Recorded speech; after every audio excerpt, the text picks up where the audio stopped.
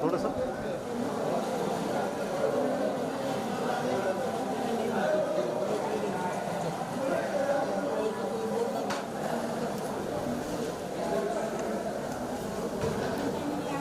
दहीवडा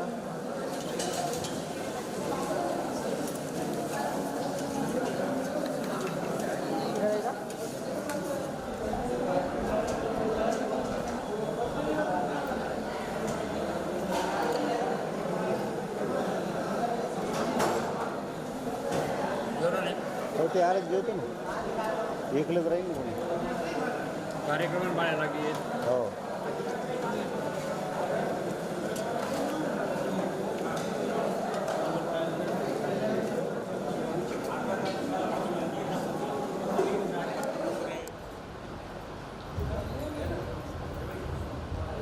नाही आली का ठीक आहे दुसरं नाव घेते जे स्वागत करेल निर्मला कुलकर्णी आमचे वर्गमैत्रीण तिने यायचं स्टेजवर ते आल्यावर बघू पुष्पाजवळचं स्वागत करायचं आहे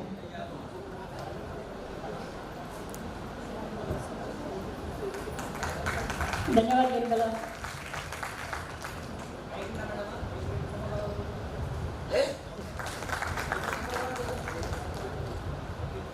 धन्यवाद श्रीकांत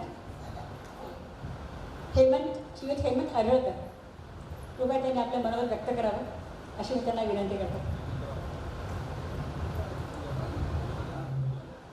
आज या ठिकाणी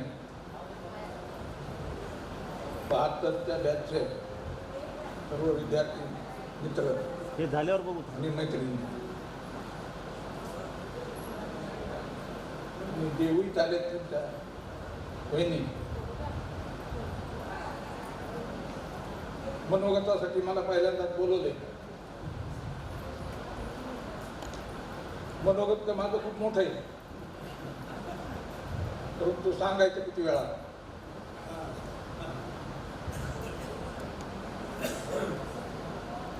माझा खूप खडतर प्रवास आहे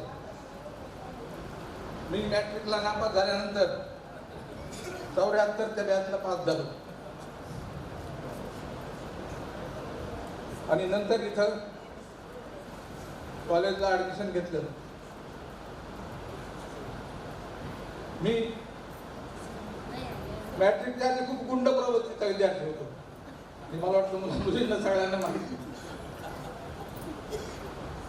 आणि मी जी गुंडगिरी मॅट्रिकच्या आधी केली ती मला पुढं कॉलेजपर्यंत कामी आली म्हणजे मी कॉलेजचे 4 वर्षे आणि नंतर 4 वर्षे असे 8 वर्षे मी जे म्हणीन तेच इतिहास मी जे म्हणीन तेच खेळ आणि मी जे म्हणीन तेच गेमसाठी खेळायचे ही गुंडगिरी मला अशी कामी आली आणि हीच गुंडगिरी मला पुढं राजकारणात देखील कामी आली 84ला नगरपालिकेची निवडणूक लागली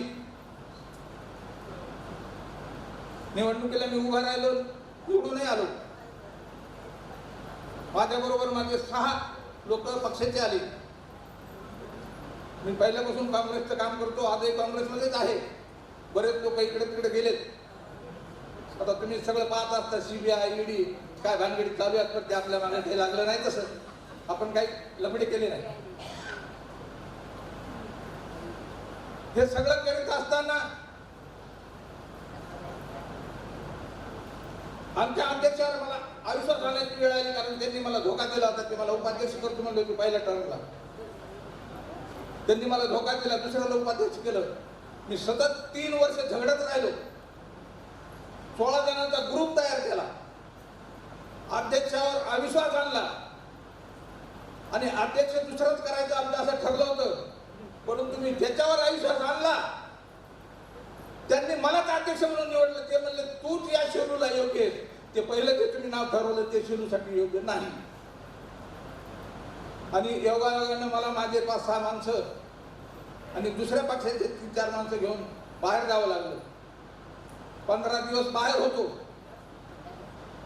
26 जानेवारी हा माझा वाढदिवस आहे नाही 28 जानेवारी आणि 28 जानेवारी 1988 लाच मी अध्यक्षपदाचा पदभार घेतला त्या दिवशी निवडून आलो अध्यक्ष मला हे एक मोठं गिफ्ट आमच्या मित्र कंपनीनं दिलं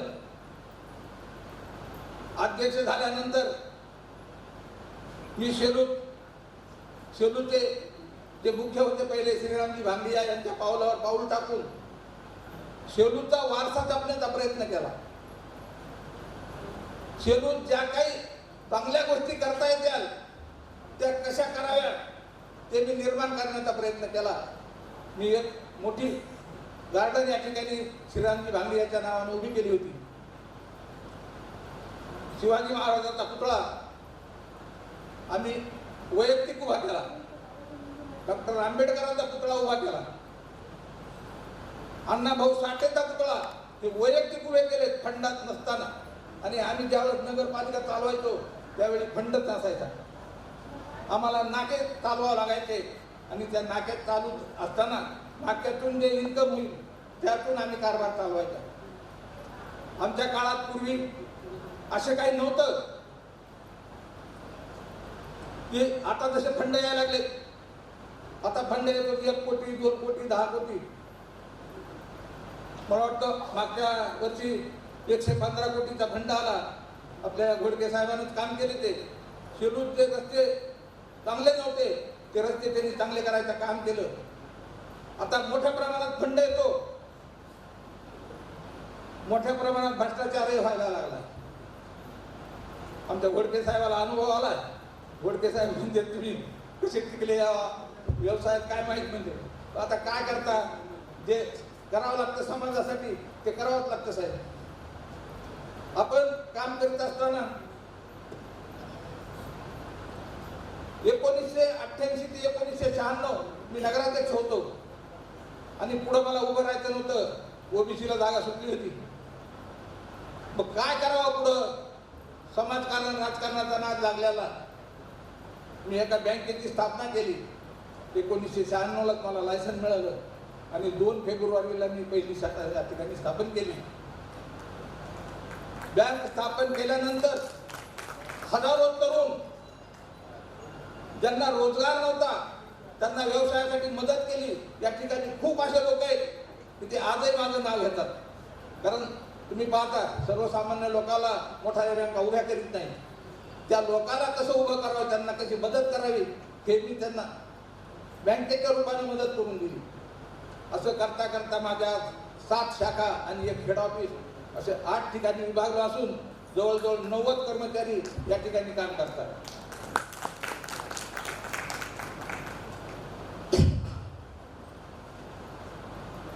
आता अजून जास्त न बोलण्यापेक्षा बरेच जण बोलणार आहेत. मला खरं म्हणजे नंतर संधी द्यायला पाहिजे होती, कारण पुन्हा बऱ्याच गोष्टी बोलता आल्या असत्या. बाकीचं ठेवून मी पुढच्या विद्यार्थ्यासाठी संधी देतो आणि माझे 2 शब्द संपवतो. जय हिंद. त्यासाठी शोभा अग्रवाल हिने व्यासपीठाकडे यायचं आहे.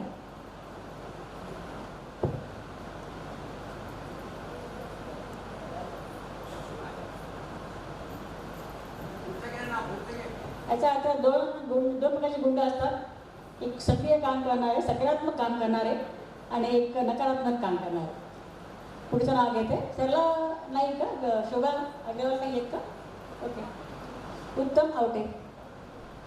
वर्गमित्र यांना नमस्कार. आज गेल्या 6 महिन्यापासून आपण ज्या क्षणाची आतुरतेने वाट पाहत होतो तो आज सोन्याचा दिन आज आल्याचे श्रेय संयोजक समितीला देत आहे. त्यांचे कौतुक करावे तेवढे थोडेच.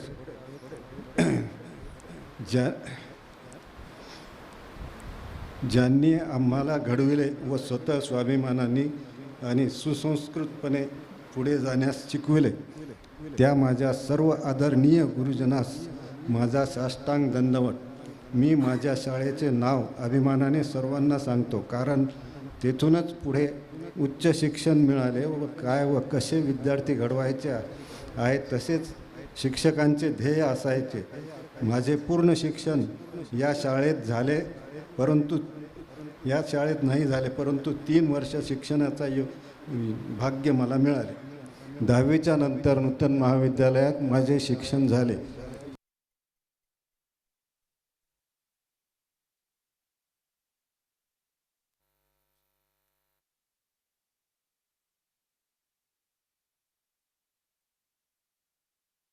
शिक्षण पूर्ण केले व वर्ष 78-89 माझी पहिली नियुक्ती कनिष्ठ अभियंता पाथरी येथे झाली व त्यानंतर बदली पोखर्णी नरसिंह येथे झाली. नंतर मी विवाहबंधनात अडकलो. आमचा संसार सुरू झाला, परंतु सततच्या बदलीमुळे आम्ही व मुलांच्या शिक्षणाकरता व्यत्यय येऊ नये म्हणून मी परळी वैजनाथ येथे बदली झाल्यानंतर तेथे स्थायिक झालो. परंतु मला माझ्या आयुष्यात भरपूर चढ उतार आले, पण माझ्या सहचारिणीमुळे त्यातूनही आम्ही मार्ग काढत पुढे गेलो. तिने मी बदलीच्या गावी असतानाच तिची मुलांकडे लक्षही देत होती. मुलांच्या लक्ष देता देता तिने तिचे राहिलेले शिक्षण पूर्ण केले. तोपर्यंत मुले शैक्षणिक क्षेत्रात पुढे जात होते. विवाहाच्या नंतर 12 वर्षानंतर शिक्षण पूर्ण करीत असताना संस्थेत नोकरी केली. विवाहापूर्वी ती BCom SY होती. नंतर तिने BA MA DED BEd करीत मला हातभार लावला. सध्या आम्ही आता आनंदित जीवन जगत आहोत. आमच्या आयुष्यात चढ उतार खूप आले, पण म्हणतात ना, चांगले विचार आणि श्रद्धा यांच्यामुळे आम्ही पुढे शकलो. आजचा क्षण येईल असे कधी वाटलेच नव्हते, पण आपली भेट ही शरद कुलकर्णी, भगवान त्रिकाळे, सतीश पांडे व इतर स्थानिक सहकारी यांच्यामुळे झाली. हा आनंदाचा क्षण डोळ्यात साठवून ठेवावा असा वाटतो. अख्ख्या 53 वर्षानंतर भेटीचा क्षण कल्पनेत नसताना आला. असाच दरवर्षी एकदा यावा असे वाटते. एवढे सांगून मी येथेच थांबतो. जय हिंद, जय महाराष्ट्र. धन्यवाद. शुभमंगल आलेले आहे, त्यांनी व्यासपीठाकडे यायचं आहे. नंतर का चालेल, सारखेच नाही. रामकुमार बिहानी नाही म्हणायचं. पुढच्या सरला विनायके 2 शब्द बोला ना प्लीज. या नाही 2 शब्द बोला फक्त, काय नाही. श्यामराव चौधरी यांनी व्यासपीठावर यायचं आहे. तुझं नंतर नाव आहे ना, नंतर आहे नाव. हो, सगळ्यांची नावं आहेत. आपण फक्त अल्फाबेटिकल नाव घेत आहोत. अल्फाबेटिकल नाव घेत आहोत. श्यामराव चौधरी,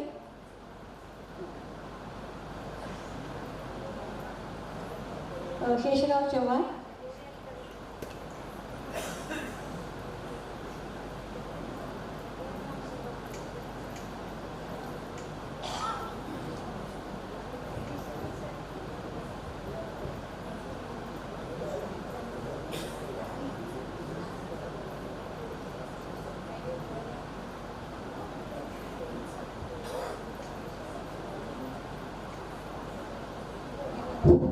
सर्व 72च्या बॅचच्यातले सर्व मित्र मैत्रिणी आणि त्यांच्याबरोबर आलेले काही घरचे नातेवाईक वगैरे यांना नमस्कार. फक्त मी 1972लाच हे शेलूला आलेलो. खेडेगावातली पार्श्वभूमी असल्यामुळे जास्त काही माझा इथे संपर्क नव्हता. या 1 वर्षाच्या काळामध्ये काही बोटावर मोजणे इतकेच आपले वर्गमित्र आहेत.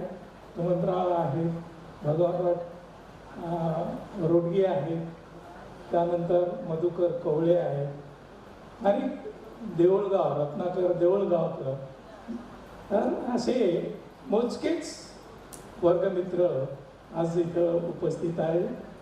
तर खेड्यातून आल्यामुळे अशी काही परिस्थिती आपल्या याच्यामध्ये मेळाव्यामध्ये सहभागी व्हावं हे माझं खरं म्हणजे भाग्य समजतो. कारण शेतीचा व्यवसाय असल्यामुळे 1972ला शिक्षणाचं तेवढं महत्त्व नव्हतं आणि वडील लहानपणी 4-5 वर्षाचे असताना वारले. आईनं आमचा सांभाळ केला आणि आई म्हणायची, तुला लिहिता वाचता येते ना, तोपर्यंत शिक आणि बाकीचं आपलं शेती आणि घर प्रपंच पहा. कसं तरी मला मॅट्रिक झाल्यानंतर मग 1972 नंतर मराठवाडा कृषी विद्यापीठ परभणीला, तिथं BSc ॲग्रीला ॲडमिशन आहे, ग्रॅज्युएशन झालं. आता आईचं म्हणणं की तू आता बस झालं, खूप शिक्षण झालं माझ्या मते तरी, तू आता घरचा व्यवसाय पहा. पण सोयरेधारे कोणाचं शिकत नाहीत मुलं, आणि तुमचा मुलगा शिकायला तुम्ही कशाला त्यांना अडवायला. MSc झाली, MSc झाल्यावर आता काय करणार तू? आता तू माझ्या हातचा गेलाच, म्हणजे तू आता सर्व्हिस करणार. मला शेती पाहिजे ती माझा आहे शेवटपर्यंत. तर MSc झाली मराठवाडा कृषी विद्यापीठामधून. त्यानंतर 1980ला 78ला MSc झाली, 80ला जॉब जॉईन केला कृषी अधिकारी म्हणून. मग माझी विद्यापीठातच नेमणूक झाली, आणि त्यानंतर सहाय्यक प्राध्यापक म्हणून 1990ला माझं सिलेक्शन झालं. आणि त्यानंतर मग शिक्षकी पेशात शिकवण्याचं काम हे 1990 पासून ते 2017 पर्यंत 37 वर्ष जवळपास हा व्यवसाय केला.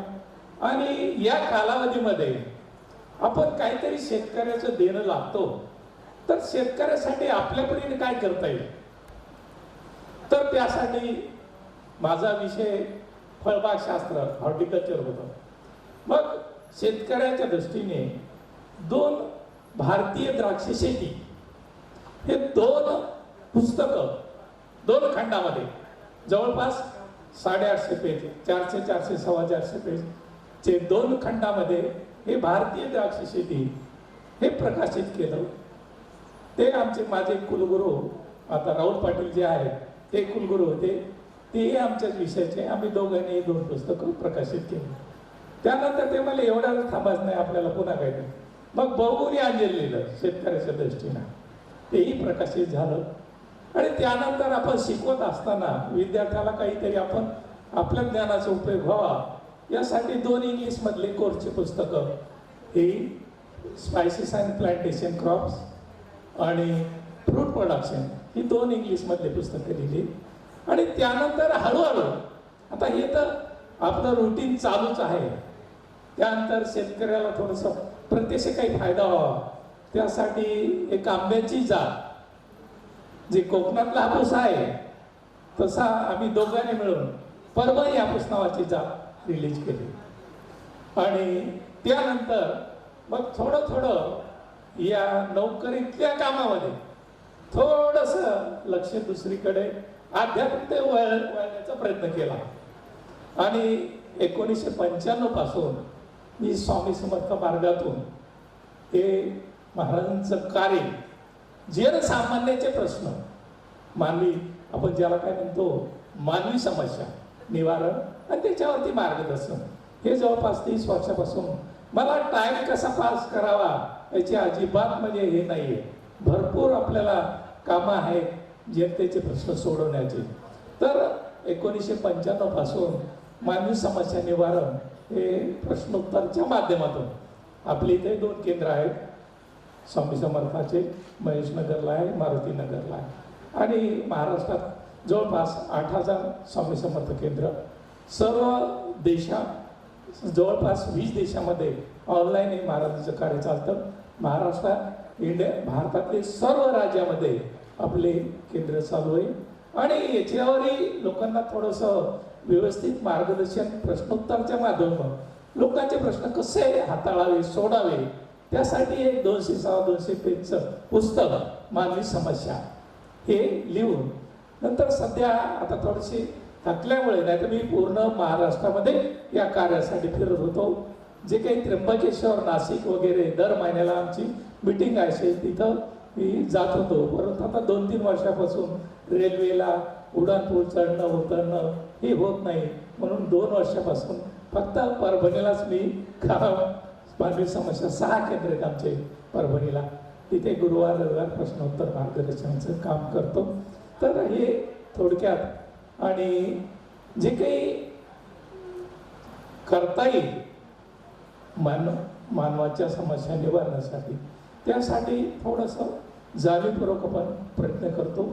आणि याच्या माध्यमातून बऱ्याचशा लोकांच्या समस्या त्या नक्कीच निवारण होतात. बरीचशी असं मंडळी आहे, अशाने कुठं काय होतंय का?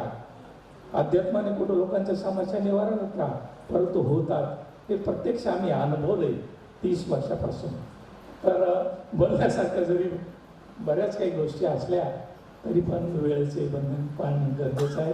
संयोजकाने जी 2 शब्द मला व्यक्त करण्याची संधी दिली त्याबद्दल मी संयोजकाचे आणि संयोजन समितीचे तसेच आजच्या या सत्राच्या अध्यक्ष यांचे आभार मानतो. जय हिंद, जय महाराष्ट्र. श्री स्वामी समर्थ. ज्यांना तुम्हाला पाणी प्यायचं आहे याची व्यवस्था पाठीमागे त्या बेंचवर ठेवली आहेत, बॉटल्स ठेवल्या आहेत. त्यांनी कृपया आपलं जाऊन पाणी प्यायचं आहे. आणि दुसरं म्हणजे आता एक श्रीयुत अजित मंडलिक यांना आपलं मनोगत व्यक्त करायचं आहे. कारण ते विद्यार्थी आणि वारसा मंडलिक सरांचा वारसा या नात्याने ते आपले मनोगत व्यक्त करणार आहे. त्यांनी कृपया स्टेजवर यावं. सर्व सन्माननीय व्यासपीठ आणि 1972 बॅचचे सगळे मित्रमैत्रिणी, 1972ची बॅच म्हणजे माझा जन्म. आज 53 वर्षानंतर तुम्ही सगळे एकत्र आलात आणि एवढा एक आनंदाचा क्षण तुम्ही बरोबर घालवत आहात.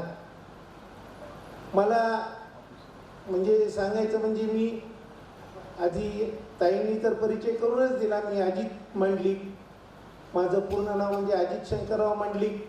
मंडलिक गुरुजींचा मी नंबर 4चा मुलगा, सगळ्यात लहाना शेंडीफळ. मी इथे सेलूला असतो. मला आता तुमच्या बॅचचे जवळपास 70% लोक मला इथे राहणारे मी त्यांना ओळखतो. त्याच्यामध्ये शरीफताई आहे, आडळकर दादा, शरद गुरुजी, दामणगावकर गुरुजी आणि बरेच जण मला इथं ओळखीचे दिसत आहेत. शरीफताई तर आजही मला बालवाडीतला समजून धपके देते.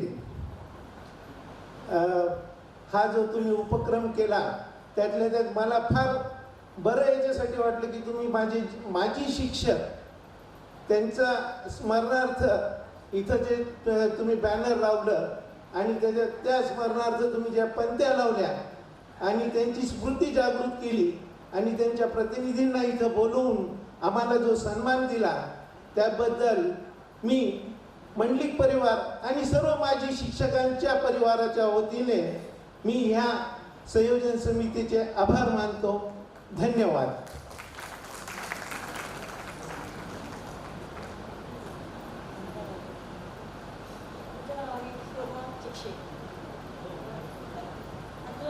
नमस्कार.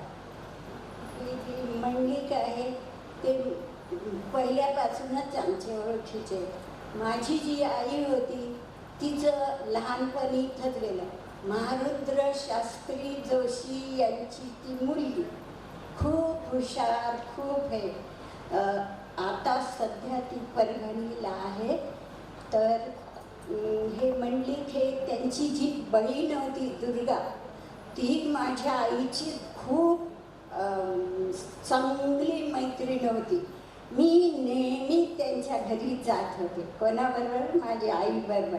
दुर्गा मावशी म्हणायची. बऱ्या जाऊ द्या, आता ते झालं आपलं.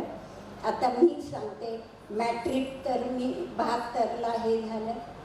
72ला मॅट्रिक न झाल्यामुळं मी नापास झाले, म्हणजे अभ्यास न झाल्यामुळे.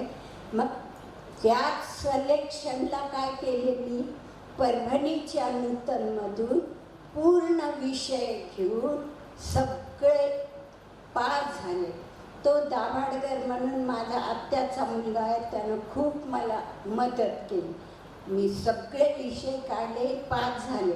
मग नंतर काय झालं, आता घरी बसून काय करायचं मॅट्रिक झाल्यावर. मग मी काय केले, 2 वर्ष नोकरी केली वेलफेअर केंद्र. माझे वडील इथंच कोर्टात होते. ते म्हणे मी लक्ष देतो, तू जा नोकरीला. मग 2 वर्ष तिथं वेलफेअरमध्ये नोकरी केली.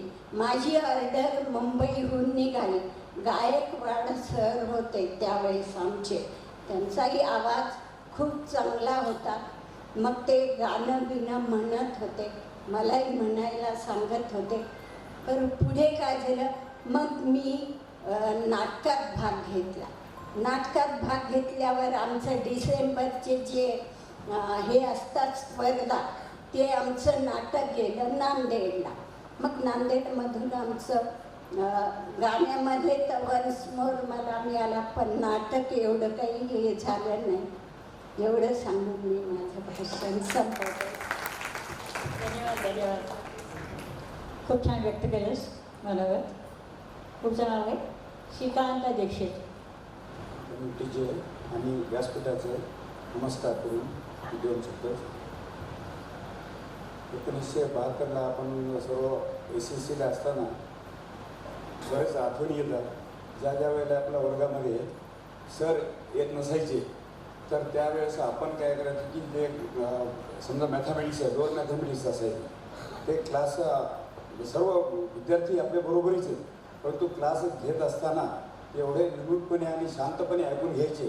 आणि जसं काय ते समोर सर बसलेले असं ते निमूटपणे, म्हणजे इतकी शिस्त होती आणि आदर होता. तर बरेच वेळेला असे आमचे वर्गमित्र मैत्रिणी जे आहे, क्लास वगैरे मॅथमॅटिक्स असो, सायन्स असो, असे क्लास घेत असतात आणि त्याला अजूनही आठवण येते. त्यामुळे त्या काळामध्ये जे आहे आदर आणि हे आपली 1972ची बॅच मी सांगतो, त्यावेळेस प्रथम श्रेणी म्हणजे 22 विद्यार्थी आले होते. आणि त्याच वेळेला म्हणजे मॅट्रिकला 22 विद्यार्थी प्रथम श्रेणीमध्ये, आणि 7वीला बोर्ड होता, मॅट्रिकला बोर्ड होता. तर 7वीच्या आमची बहीण होती वसुंधरा दीक्षित म्हणून. त्या दोघांचं म्हणजे आम्ही दोघांना फर्स्ट क्लास आल्यामुळे आमच्या आईवडिलांना इतका अभिमान झाला, दोघांचे पालक म्हणून. म्हणजे त्यांना त्यावेळेस आनंदच असायचा. प्रत्येकाच्या आईवडिलांना त्या काळामध्ये अतिशय बिकट परिस्थिती असायची, त्यामध्ये असं काही फर्स्ट क्लास मिळाले, जास्त मार्क मिळाले तर खूप अभिमान वाटायचा प्रत्येकाच्या आईवडिलांना. तसे काही प्रसंग आठवतात. आणि नंतर 1972 नंतर हे मेडिकलला आपण प्रयत्न करायचे. त्यावेळेस काय असेल की थोड्या बऱ्यापैकी मार्क असतील, फर्स्ट क्लास असेल किंवा असे असेल, तर प्रत्येकजण काय करायचं की मेडिकलला प्रथम वर्ष BSc फर्स्ट इयर बायोलॉजी हा विषय मी घेतला होता. त्यानंतर त्यामध्ये काही 2-3 मार्क कमी असल्यामुळे MBBSला नंबर लागला नाही.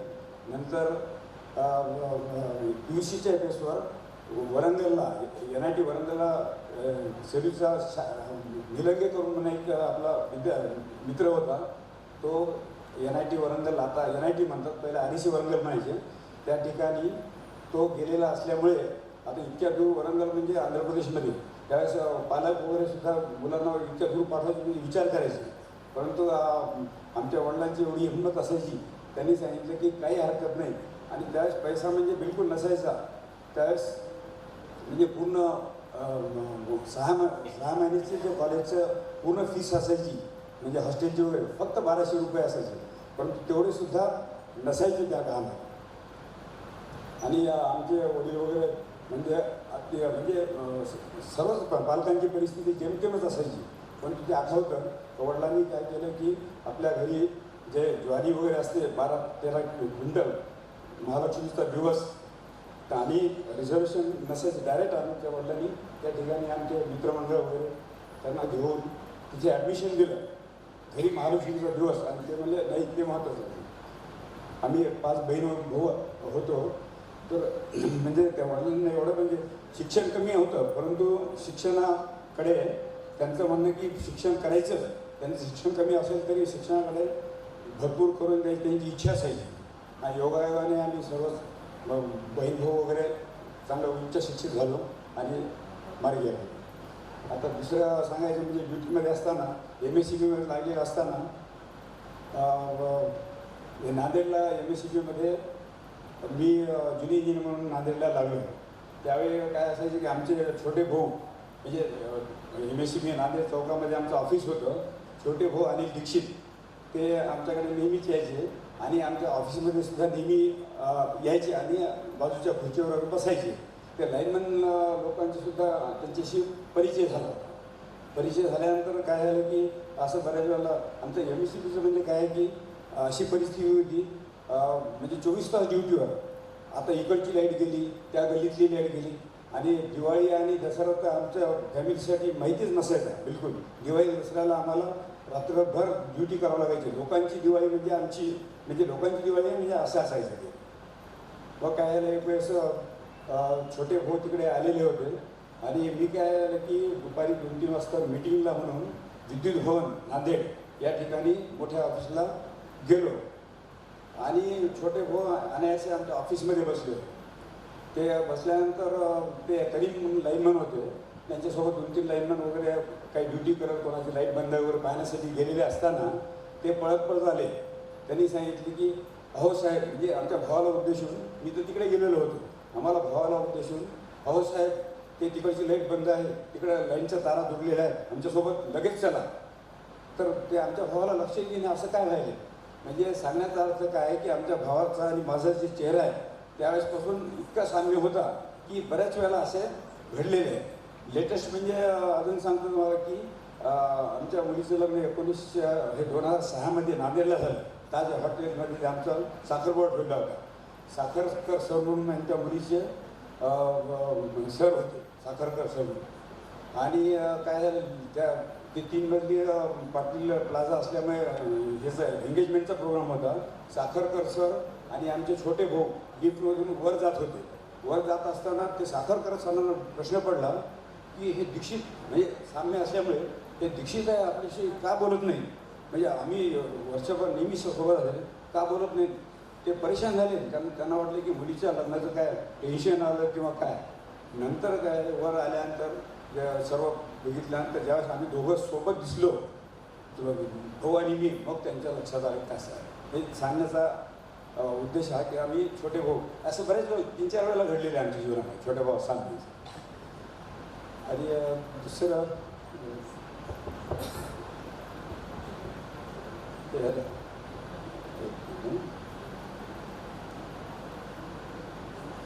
बस एवढे बोलून मी आहे 2 शब्द.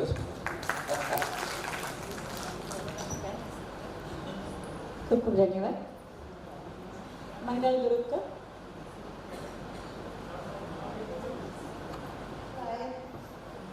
पण काय आता बघू वेळेवर किती असतं ते. वडिलांची आईवडिलांची परिस्थिती नाजूक असताना सुद्धा आमच्या आईवडिलांनी 5ही भावांना छान शिक्षण दिले आणि सरस्वती प्रसन्न असते की लक्ष्मी आपोआप पाणी भरते, याचा आजपर्यंत आम्हाला छान अनुभव आलेला आहे. पण मला सासर विरुद्ध मिळालं, जिथं शिक्षणाचं काहीच महत्त्व नाही. तू सारखा अभ्यास घेते, तुझा मुलगा काय इंजिनियर डॉक्टर होणार आहे का, असं म्हणून त्रास द्यायचा, दार लावून मुलांचा अभ्यास करायचा. पण मुलांना शिकवायचंच हे ध्येय मी शेवटपर्यंत बाळगलं आणि तिथपर्यंत नेऊन पोहोचवलं. शाळेतील विद्यार्थी, शिक्षक आणि त्यात आलेले अनुभव आम्ही आजही मिस करतो. मला तर मराठीची तर खूप आठवण येते, कारण व्याकरण आणि निबंध इतकं सुंदर केलं होतं सरांनी, मग मला त्यामुळे निबंध लिहायची सवय लागली. आणि त्यातला एक अनुभव सांगते. आपल्या भारताला 50 वर्ष पूर्ण झाली होती, त्यावेळेस माझा अंदाज बरोबर निघाला की हा निबंध परीक्षेला पडला. तो निबंध मी लिहिला, म्हणजे बऱ्याच जणांच्या त्याच्यावर प्रतिक्रिया घेऊन लिहिला आणि झेरॉक्स करून सगळ्या मुलांना वाटला. तोच निबंध 10वीच्या परीक्षेत आला. म्हणजे एवढं छान आपल्या शाळेत शिकवायचे की आज शेवटपर्यंत ते आपल्या मनावर बिंबवतं. अजून काय बोलावं वेळेवर काही सुचत नाही, पण 4 ओळी मी माझ्या काव्यातून सांगते. म्हणजे आजपर्यंत आपण जे एकमेकांना हरवून बसलो होतं ते. हरपले ते गवसले, हरपले ते गवसले, मधुर हास्य ओठी उमटले. नसताच मनीषा कुठली मधला, इच्छित स्वप्न साकारले. हर्ष होऊनी या नयनी, आनंदाश्रू ओघळले. करण्यास वर्णन त्याचे, शब्द न काही सुचले. धन्यवाद. और मेरे 1972 के सब प्यारे दोस्तों, आज मुझे दायित्व बनने का मौका दिया, इसलिए मैं सर का शुक्रिया अदा करना चाहता हूँ. मैट्रिक के बाद हमारा किराना दुकान, हमारे किराना दुकान है और ज़मीन है पहले से बाप दादाओं की. 30 एकड़ ज़मीन थी, किराना दुकान था. पिताजी ने कहा कि मैट्रिक होगा, बस होगा, अपने को पढ़ना लिखना आएगा, खाते लिखना आएगा, चलो अपना कारोबार संभालो. मगर मैं सुभाष पटवानी और मनियार जैसे मेरे दोस्त थे, वो आगे बढ़ना चाह रहे थे, तो मैं उनके वजह से आगे बढ़ना चाहा और जिद किया कि मैं पढ़ना चाहता हूँ। मैं मनियार परिवार का बहुत शुक्रगुजार हूँ कि उन्होंने मुझे बहुत मदद की तालीम में। और मैं PUC में एडमिशन लिया, साइंस लिया और अच्छे से, मगर फर्स्ट ईयर में परसेंटेज कमाने की वजह से मेरे को इंजीनियर में दाखिला नहीं मिला, 4% कम दिए। तो फिर पिताजी बोले बस होगा तुम करो, मगर नहीं, मेरे को BSc करने का, BSc करा और इसके बाद से फिर बोले सिविल के बाहर जाने का नहीं, जो तालीम करने का सिविल में करने का। मगर मेरे खिदमत से BSc फिजिक्स का ऑनर्स खुल गया वहाँ पे, भोसकर और शेट्टी सर के मार्गदर्शन में। मैंने फिर BSc कंप्लीट किया। उसके बाद पिताजी ने बोला बस होगा आप शादी कर लो, शादी कर ले। फिर मैं सोचा BSc हो के क्या फ़ायदा, उस वक्त BSc की डिमांड थी। 2-3 उर्दू, मेरे को 5वीं तक मैं उर्दू पढ़ा था, तो उर्दू स्कूल के मेरे को सामने से ऑफ़र आए, वहाँ के संस्था पाक आए कि कम से कम तुम मैथ का पीरियड 2 लो, दिन भर नहीं रहेगी तो मैं एडजस्ट करूँगा। मगर पिताजी ने उनको डांट के भगा दिया, हमारे बच्चों को भयका मत दो, हमको कारोबार कराने का। हम नौकर रखते, किराना दुकान पे 3 नौकर थे और खेती में 3 नौकर थे। बोले हम नौकरी नहीं करते, नौकर रखते। उसके बाद फिर मैं मायूस होगा, फिर भी मैंने एप्लीकेशन दिया पेपर में ऐड देख के कि भाई अब पीछे मेरे 4 भाई है, 3 भाई है और 2 बहनें हैं, अपन आगे निकलना बोल के। और उसके कॉल भी आए थे, इलेक्ट्रिसिटी बोर्ड का एक था, महाराष्ट्र बैंक का एक था और 5वीं में वाटर सप्लाई का था। मैं जैसा पिताजी वाला तो बहुत डांटा मुझे, क्यों नौकरी के पीछे पड़ा, बोले नौकरा रखते अपन, क्यों अपना कारोबार है, सब है, डांटा। मगर उस वक्त मेरी ताकत नहीं हुई उनके अपोज में जाने की। मैं फिर कारोबार में लग गया और अल्लाह फजल से आज मैं बहुत कामयाब हूँ। मेरे 3 बच्चे हैं, 2 बेटे 1 बेटी। मेरा दामाद जज है, अहमदनगर में है अभी, वो सीनियर जज। और मेरा एक बेटा वकील है, मेरी बहू वकील है, वो परभनी में प्रैक्टिस करते। और बड़ा बेटा मेरे साथ कारोबार में लगे हुआ है। बस इतना कहकर मैं आपसे विदा।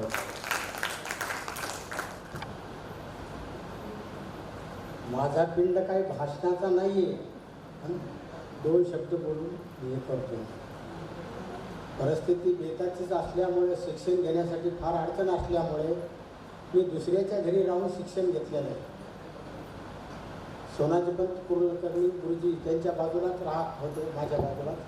त्यांच्या बाजूलाच असताना मी तिथे शिक्षण घेतलेलं आहे. शिक्षण घेत असतानाच त्याच संस्थेमध्ये मी सर्व्हिस केलेली आहे. करत असताना मी अनुभव तर प्रशासनाचा इथं होता थोडा अर्ज करीत गेलो. ॲट ए टाईम मला 3 ठिकाणच्या ऑर्डर्स आल्या, मंत्रालय, ST महामंडळ आणि विद्यापीठ. तेव्हा श्रीरामजी भांगडिया, दरा कुलकर्णी, सोनाजी पंत, गोविंदराव देशमुख हे बोर्डिंगमध्ये फिरायला येत असताना, तिथं आले असताना मी त्यांना सांगितलं सर मला असे ऑर्डर आलेले आहेत, मी कुठं जॉईन हो. त्याने म्हणले तुम्हाला पैसा लागत असेल तर मंत्रालयात जा म्हणले, पण तुम्हाला शिक्षण, तुमच्या मुलाबाळाचं शिक्षण काही व्यवस्थित होणार नाही, बदल्या होत जातील, तुम्हाला पैसा मिळेल पण तुम्हाला समाधान मिळणार नाही. ST महामंडळाचं काय हे होतं, ते काही सरकारी हे नव्हतेच, महामंडळ असल्यामुळे नाही. मग विद्यापीठात जा म्हणले, मुलाबाळाचं शिक्षण चांगलं होईल हे. त्यामुळे मी विद्यापीठात गेलो. तिथं असताना बराचसा प्रशासकीय अनुभव माझ्या कामी आला, मला इथला तिथं हे करत असताना. पण रिटायरमेंटच्या अगोदर 6 महिने पदवीदान समारंभ असायचा.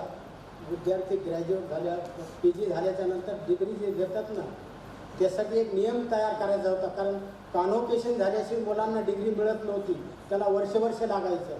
व्हाईस चान्सलरनं बोलून घेतलं, म्हणले आपल्याला नियम बदलायचा, कसं करता येईल, मुलाला बाहेरचं शिक्षण घ्यावं, बाहेरच्या देशामध्ये जावं लागतं शिक्षण घेण्यासाठी, याच्यात नियम कसा करता येईल आपल्याला.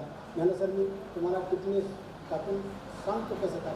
त्याच्यात बराचसा बदल केला, आताचे जे होते नंतर जे होते. मग असे नियम तयार केले. ज्या देशात त्यांना शिकायला जायचं त्या मुलाला, तिथला प्रवेश झाला का नाही त्यांना तिथून पत्र आणायचं. त्या आधारे आपण मग त्याला पदवीदान समारंभ होण्याच्या अगोदर पदवी त्याला देण्याचं काम करता येईल सर. असं नियम वगैरे तयार केले, बदल केले बरेचसे.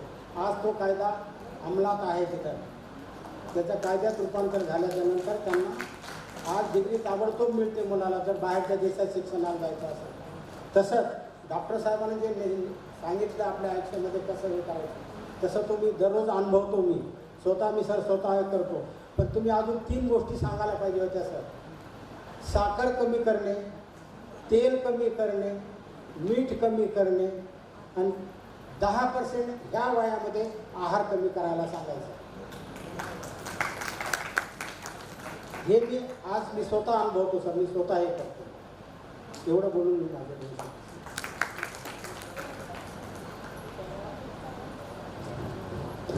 आरोग्याची चांगली सूचना दिल्या. सगळे जणांना नमस्कार.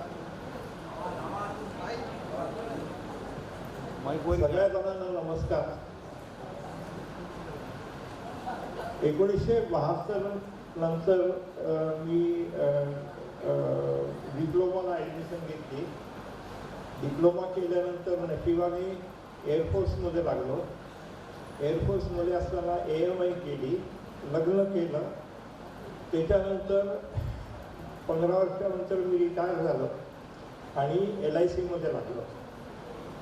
त्याच्यानंतर बाकी सगळं मुलाचं सगळं मी रिटायर झालो, मुलांचं शिक्षण झालं आणि आता मी औरंगाबादला स्थायिक आहे आणि मी भरपूर हिंडायचा आनंद घेतो. माझा हिंडायचा फार मला छंद आहे. तर मी कैलास मानस सरोवर केलेलं आहे. त्याच्यानंतर नर्मदा परिक्रमा पायी केलेली आहे. दरवर्षी वारीला जातो आणि जिथं जिथं आपले धार्मिक स्थळं आहेत तिथं मी आर्जवून जातो. आत्ताच मी 8-10 दिवसापूर्वी ओंकारेश्वर याला जाऊन आलेलो आहे, महाकालेश्वर याला जाऊन आलेलो आहे. आता ऑक्टोबर महिन्यामध्ये मी गिरनारला जाणार आहे, गिरनार परिक्रमेला. तर असं मस्त जीवन चाललेलं आहे. धन्यवाद सगळ्यांना. धन्यवाद.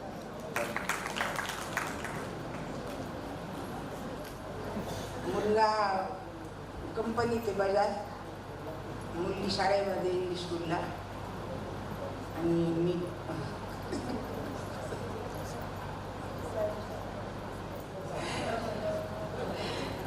आई आहे माझी. आणि आम्ही म्हणजे खूप जास्त उत्साहाने आलेली आहे. तिला खूप उत्साह होता अतिशय पुण्यावरून.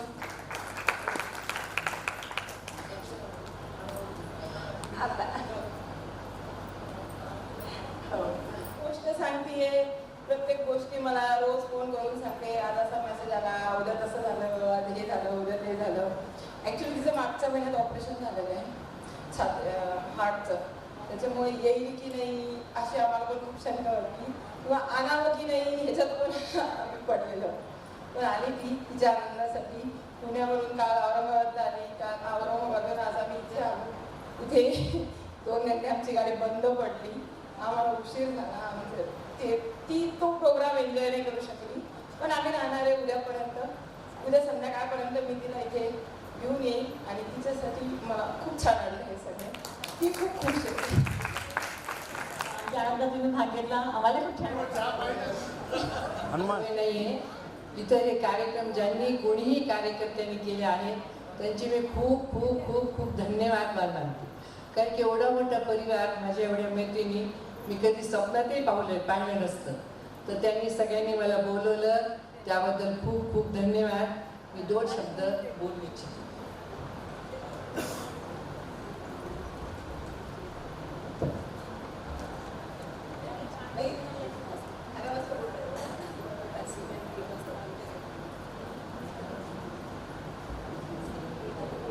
तुटलेली फुलं सुगंध देऊन जातात, गेलेले क्षण आठवण देऊन जातात.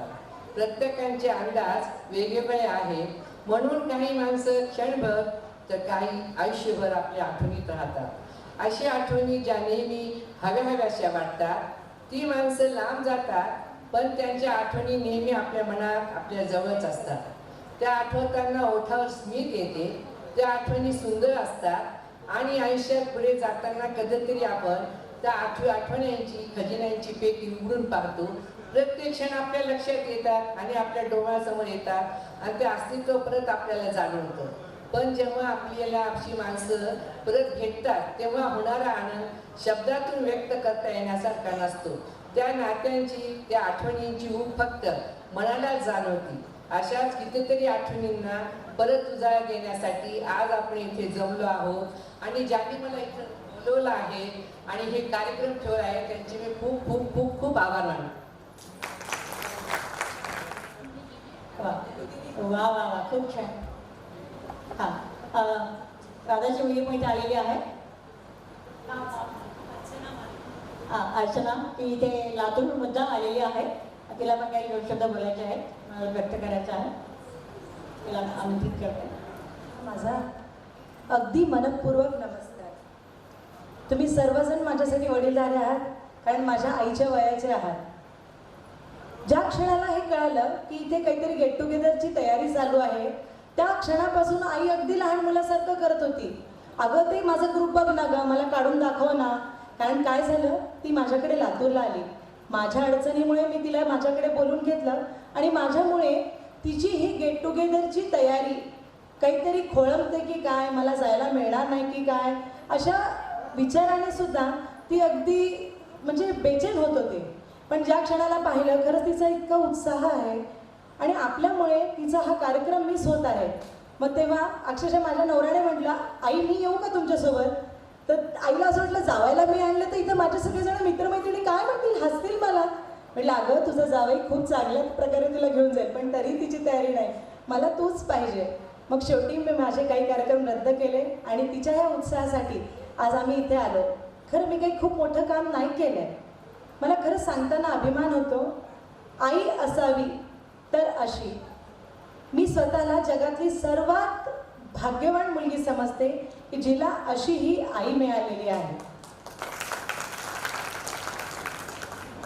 ह्या एका आईमध्ये म्हणजे एवढं मॅनेजमेंट ते आत्ता त्या ताईंनी मी आता मावशीच म्हणते तुम्हाला, त्या म्हणाल्या मी की 10वी नंतर काहीच केलं नाही. काहीच कसं केलं नाही? तुम्ही खरं काम केलेलं आहे. आजची जी पिढी आहे ना, काम करते, मुली खूप काम करतात असं म्हणतात, खरं ते काहीच नाही आहे. खरं काम तुम्ही केलेलं आहे, जे आम्हाला तुम्ही घडवलेलं आहे. खरंच आम्हाला अभिमान वाटतो की आम्ही तुमच्या पोटी जन्म घेतलेला आहे. मला अजून एक सांगताना अभिमान वाटतो, आम्ही 5 भावंड. माझी आई माहेरी एवढी लाडकी, अंगणामध्ये बाजवर झोपलेली, पाऊस आला, वडील म्हणतायत अगं पाऊस आला घरात चल, तर ती म्हणते मी येणार नाही, तुम्हाला वाटतंय मी भिजू नाही तर बाज उचलून घरात घ्या.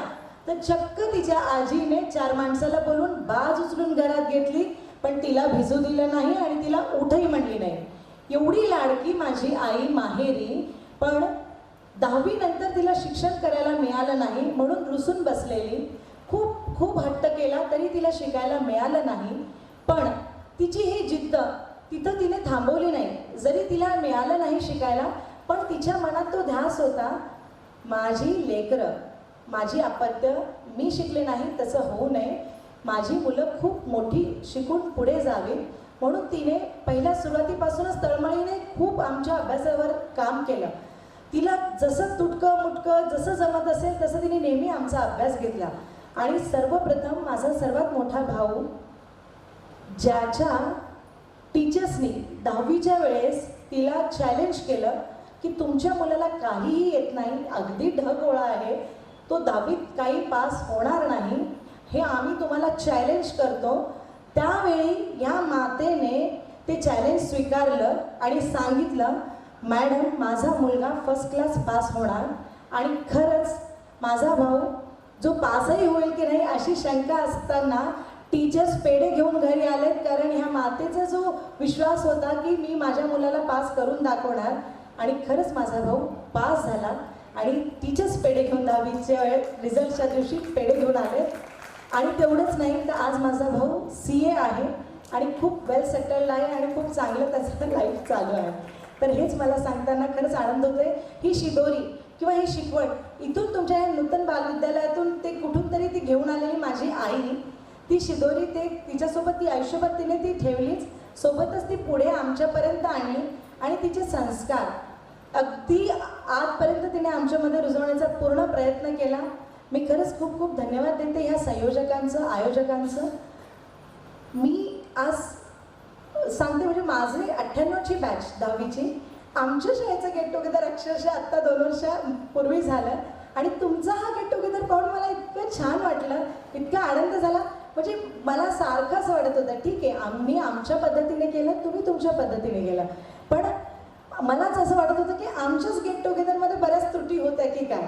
म्हणजे तुमच्या सगळ्यांचा उत्साह आणि इतकं छान हे सगळं बॉन्डिंग बघून खूप आनंद झाला आणि खरंच वाटलं की वय ही कधीही म्हणजे वयाला मर्यादा नसते आणि आपण असं कधीच विचारही करायला नाही पाहिजे की हे गेट टुगेदर म्हणजे कुठल्या वयात झालं पाहिजे. किंवा मला असं वाटत होतं की माझंच खूप उशिरा झालं, पण असं खरंच काहीच नाही. तुम्ही जर या वयात येऊन या ठिकाणी इथे अशा इतक्या सुंदर पद्धतीने नियोजनबद्ध इतकं छान आयोजन जर करू शकता तर खरंच तुमच्याकडून प्रत्येक क्षणी प्रत्येक वेळेला काही ना काही शिकण्यासारखं आहे आणि मी आजही इथे आपल्या सर्वांकडून खूप काही शिकून चाललेले आहे.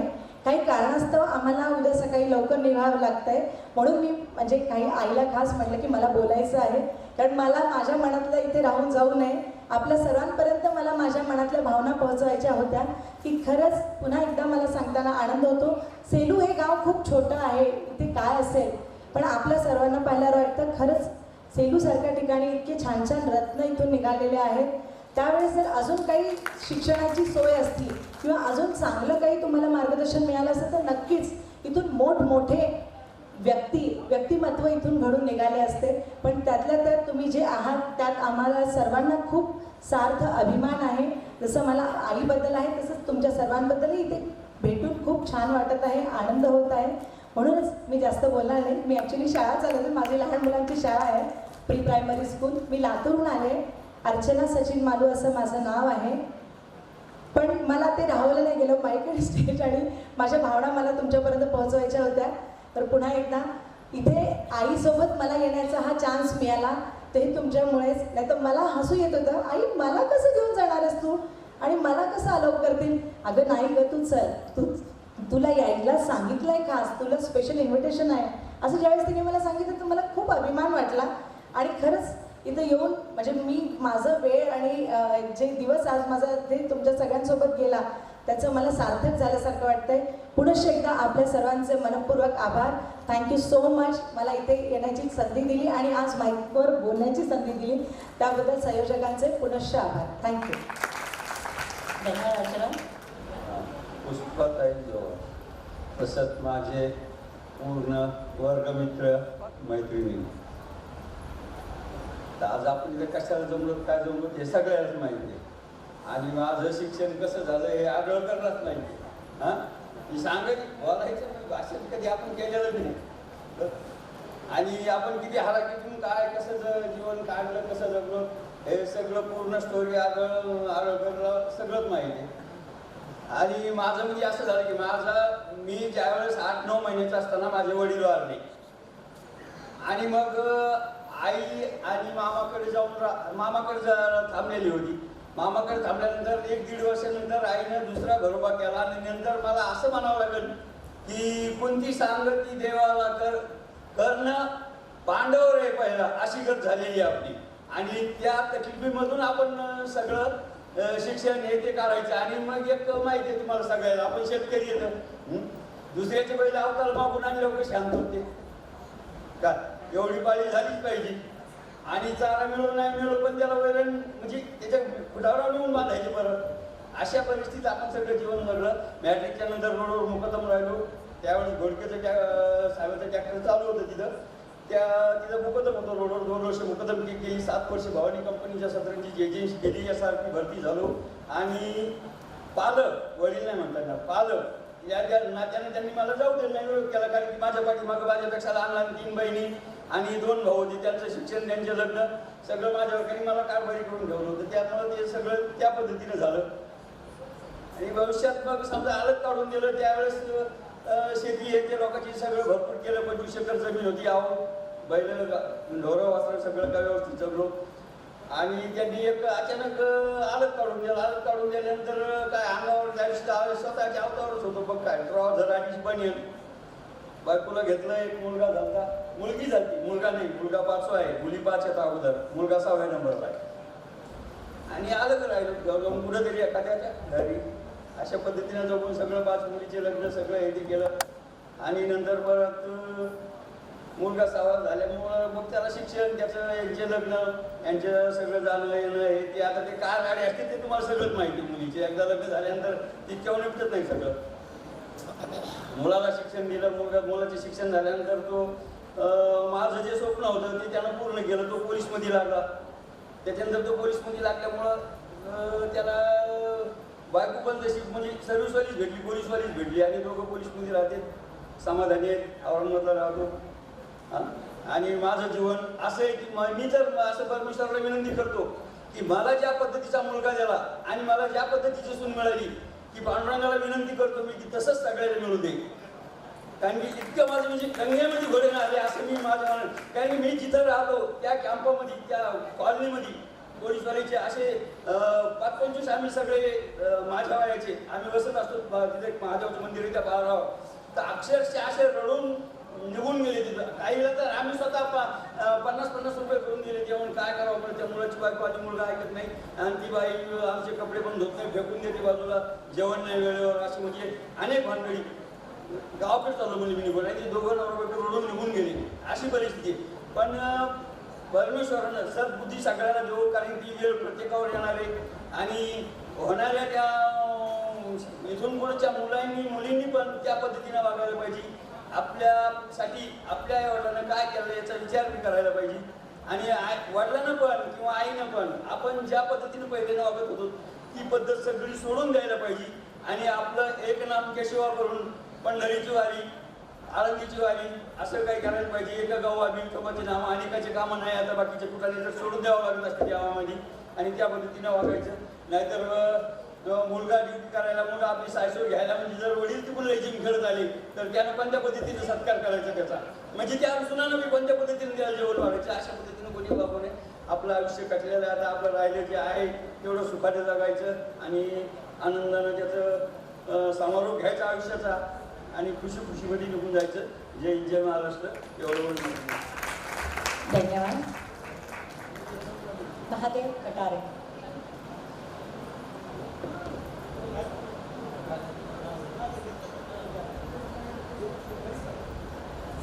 खूप छान व्यक्त केले त्यांनी भावना आपल्या मनोगतामध्ये. माझे बंधू भगिनी नमस्कार. मी आता माझा जन्मापासूनचा सेवानिवृत्त होईपर्यंतचा इतिहास सांगतो. तर माझा परिचय, माझं नाव आहे महादेव तात्याराव कटारे, राहणार धनेगाव, तालुका पाथरी, जिल्हा पाथरी होता पहिला, आता तालुका शेलू, जिल्हा परभणी. तर माझं प्राथमिक शिक्षण हे माझ्या जन्माला 1ली आणि 2रीपर्यंत शाळा होती. त्या ठिकाणी माझं शिक्षण झालेलं 2रीपर्यंत.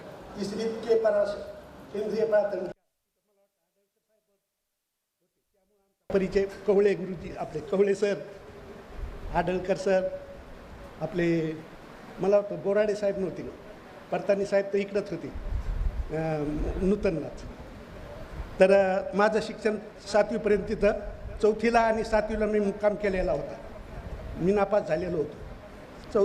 7वी पास झाल्यानंतर मी 8वीला इकडं आपल्या नूतनमध्ये आलो. नूतनमध्ये आले असताना 8वीमध्ये शिक्षण घेत असताना आम्हाला जे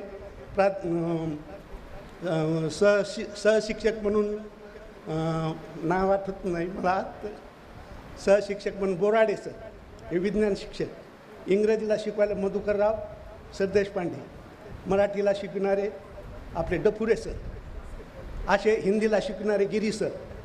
नंतर गिल्डा सर आले, राजेंद्र गिल्डा म्हणून. ते डाव्या हातानं बी लिहायचे आणि उजव्या हातानं बी लिहायचे फळ्याला. त्यामुळं माझं शिक्षण इथं चांगलं उत्तमरित्या माझ्यावर संस्कार झाले. परंतु माझी इंग्रजी कच्ची असल्यामुळे मी मधुकरराव सरदेशपांडेकडे ट्युशन लावली होती आणि परतानी साहेबाच्या इथं मारवाड गल्लीत त्यांच्या घरी खोली केली होती माडीवर. तिथं राहत होतं डफुरे सरकडे मराठीकडे ट्युशन असे करून इथं मी शिक्षण माझं पूर्ण केलं मॅट्रिकपर्यंत. तर त्यावेळेस इथं राहत असताना परतानी साहेबांनी आम्हाला मार्गदर्शन करीत होते, ते संघाचं कार्य करीत होते. त्यांच्यामध्ये आम्हाला चांगले संस्कार त्यांनी आम्हाला दिले. त्याच्यानंतर इथं शिकत असताना मंडलिक सर आपल्याला HM होते. मंडलिक सर यांचे संस्कार एकदम म्हणजे त्यांचे राऊंड असायचं. कोण शिकवतं शिक्षक, कोण मुलगा कुठं फिरतो यांचं वैयक्तिक असं लक्ष होतं. त्यामुळं शाळेला एकदम शिस्त लागलेली मुलांना आणि शिक्षकांना. दहावी ज्यावेळेस पास झालो त्यावेळेस 1972चा दुष्काळ होता. दुष्काळ पडला होता तेव्हा मी बाराशिकचं काम केलेलं. बाराशिकरी असताना माझी भावाच्या मदतीला गेलो होतो बराच खांडायला. तर त्या काम करीत असताना माझी एकदम सुंदर खर्च मला उठता येईल बसता येईल. त्यामुळं ते तिकडे कुलकर्णी नावाचे ते अशिक्षण त्यांनी मला खाली दाखवायचे काम केले. खाली दाखवायचे काम केलं माझं उत्तर करीत होते. त्यामुळे मला काम करून माझं शिक्षण तसं तरी माझं पूर्ण होत होतं. परंतु हे असं घडलं असताना माझं शिक्षणात काय घेऊन लागलं गेलं. कारण 10 एकर जमीन 10 जण खाणार. त्यामुळं माझा कुठंतरी नोकरी क्षेत्राची का होईना करावी अशी इच्छा होती. त्यामुळं मी आपले शरद कुलकर्णी आणले त्यांना घेऊन कुलकर्णीकडे त्याच्या सहकारवाडी होतं त्या ठिकाणी भेटायला गेलो. त्यांना म्हटलं सर माझं काय शिक्षण होत नाही, माझ्या त्याची परिस्थिती तशी काय नाही आहे, मला कुठलं तरी शाळेमध्ये सेवा करून किंवा काही कोणतं काम द्या, मला शिकण्याची इच्छा होती. परंतु त्यांनी मला शांतपणे जर आधी समजून सांगितलं असं त्या व्यक्तीचा 10वीचा जो उल्लेख आहे 10वीचा वर्ग तू काय कर, तुझं शिक्षण पूर्ण कर, तुला काही अडचण असेल तर मला सांग. म्हणून मला खाण्यापिण्याची सोय नाही, राहण्याची सोय नाही, तर मी काय करू. तर ते म्हणजे असं कर, मी तरफदार सरांना सांगतो ते मराठी शिकवायचे. तरफदार सरांना ते मी शिकायचे विद्यालय त्याच्यामध्ये मला वेळ द्यायला त्यांनी.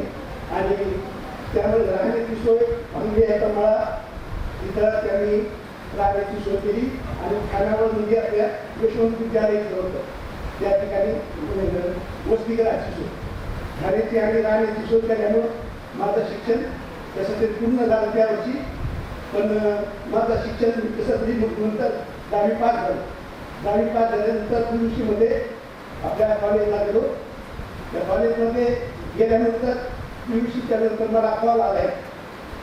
सुरुवाती चांगलं मार्गदर्शन केल्यावर त्या 10वीला कॉल आला.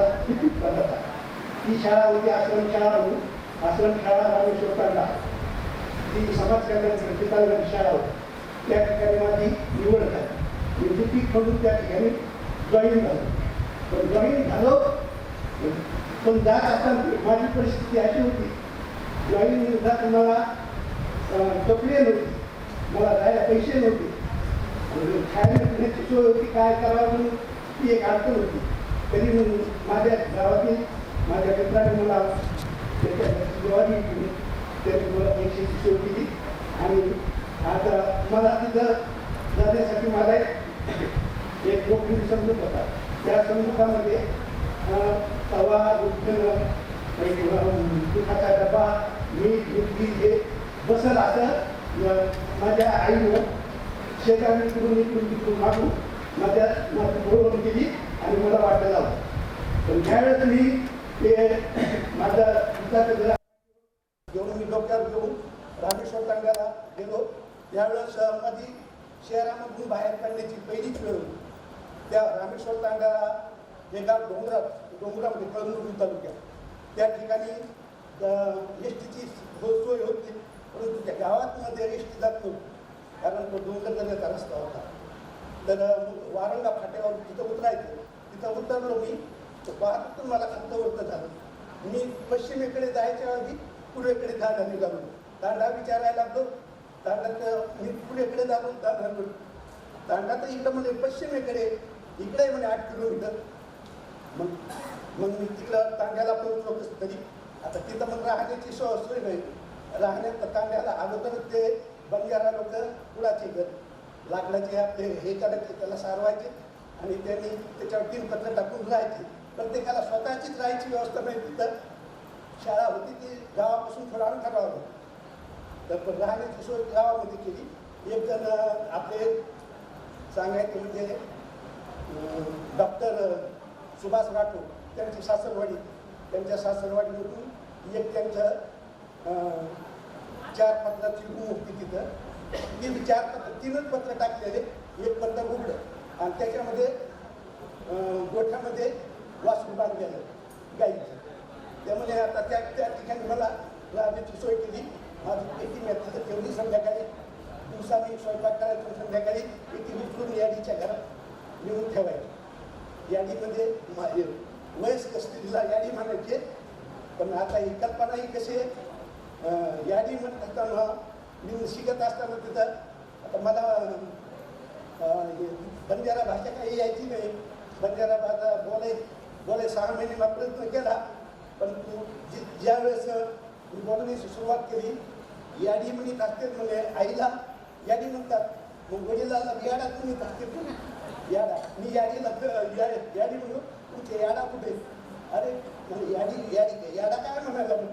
मग काय म्हणतात बरे? याडीला म्हणजे काका म्हणतात. याडीमध्ये याडाला याडा नाही म्हणायचं. जसं मामाला मामी म्हणतात, काकाला काकी म्हणतात, तसं मला वाटलं याडाला याडीची याडा असेल. मग दुकानात गेलो मी, सामान घ्यायला गेलो. तर तिथं त्यांच्या बंजारा भाषेत बोलण्याचा प्रयत्न केला. बंजारा भाषेला बोलणं, साबण आपले साबण, बुगड्याला बुगडा देतो. बुगडा म्हणजे कुटाण्यामध्ये दुसरा दे म्हणतो.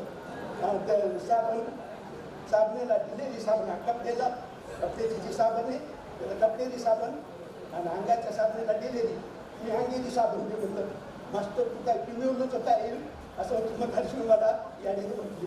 म्हणतात तसं काय म्हणजे मला येत नाही. तेव्हापासून मी ती भाषा त्यांची मला कळते पण बोलता येत नाही.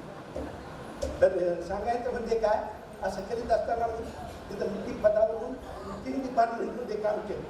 एक एज्युकेशन, एक समाज कल्याण, एक ट्रायबल. 3 डिपार्टमेंटमध्ये काम करीत असताना मला धाप येते, जरा दम लागलेला आहे. थोडं काही माझं चूक होत असेल तर सांभाळून घ्या. सांगायचं म्हणजे नंतर 3 डिपार्टमेंटमध्ये काम करून माझ्या मी मुलांना शिक्षण तिथून मी मुलांची सोय इथं परभणीतच केलेली राहण्याची. मी मात्र ड्युटी तिथं करीत होतो. 1977ला माझं तिथं अपॉइंटमेंट झाली होती. 77 ते 2009पर्यंत मी त्या 3 डिपार्टमेंटमध्ये लिपिक या पदी काम केलं. परंतु मला वरिष्ठ श्रेणी मिळत नव्हती. वरिष्ठ श्रेणी मिळण्यासाठी मला रिटायर झाल्यानंतर 1916मध्ये वरिष्ठ श्रेणी मिळाली मला. त्या 2016ला जी रिटायर झाल्यानंतर ते बी कशी कोर्टामध्ये मी ती केस टाकली. कोर्टामध्ये केस टाकली, ती मी जिंकली आणि मला वरिष्ठ श्रेणी त्यावेळेस मिळाली. कारण समाज कल्याणमध्ये काम करीत असताना ते म्हणे आपल्या डिपार्टमेंटमध्ये तशी सोय नाही, आदिवासीमध्ये सोय नाही, फक्त एज्युकेशन डिपार्टमेंटमध्ये तशी सोय त्यांना ती मिळू शकते नाही. परंतु मला मी कोर्टामध्ये कंटेम्प्ट ऑफ कोर्ट केलं. त्यावेळेस मला 16मध्ये रिटायर झाल्यानंतर मला हे त्यानंतर मला तसं तरी माझा उदरनिर्वाह साधन मिळाल्यामुळं मला माझं लग्न 1977मध्ये झालं. मला दोन मुली आणि 1 मुलगा. मुलाला माझं जे अगोदर स्वप्न होतं, मी काही शिकत नव्हतो म्हणून पुढं माझ्या मुलाला मी BA करून त्याला BA इंग्लिश केलं. त्याला मराठवाडा हायस्कूल या ठिकाणी त्याला जॉब मिळाला आणि 2 मुलीचे लग्न.